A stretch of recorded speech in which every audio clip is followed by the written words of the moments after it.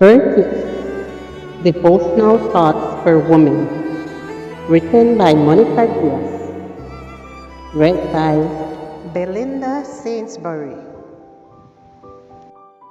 Good morning, dear friends. Today, August 29th, our devotional is entitled, Why Should You Destroy Yourselves? Change is the end result of all true learning. Leo Buscaglia. A psychologist traveled to various cities giving a lecture titled 10 Infallible Rules to Properly Raise Your Children.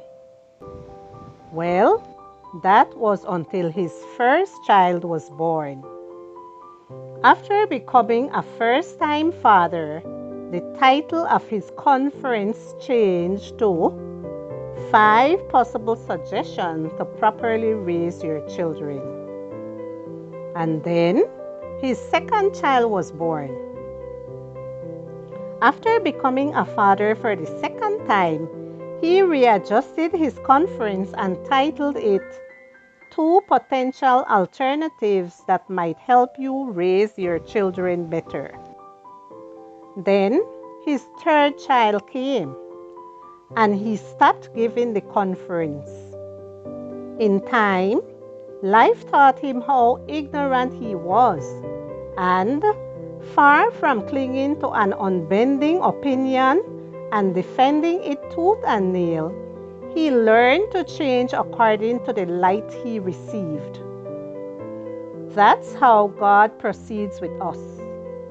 Throughout the Bible, He invites us to stop clinging to beliefs that are rooted in us and which are ultimately based on our ignorance.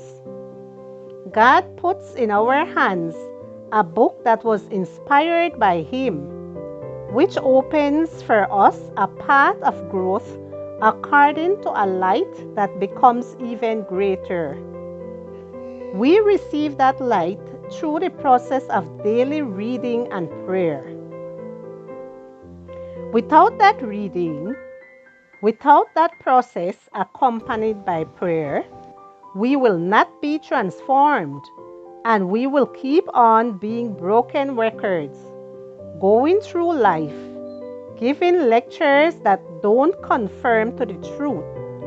We will lack true learning. We need to constantly and consistently revise our attitudes and opinions so that they will be more in tune with the scriptures. That humble revision of what we perceive as truth is what will prevent us from falling into counterproductive behaviors such as the ones mentioned in Ecclesiastes 7:16. Thinking we are excessively wise or too righteous in our own opinion.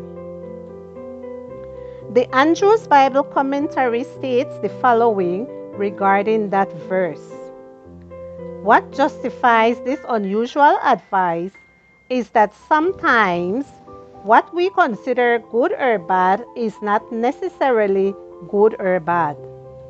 We may not understand all of the ramifications or even have enough knowledge to evaluate correctly.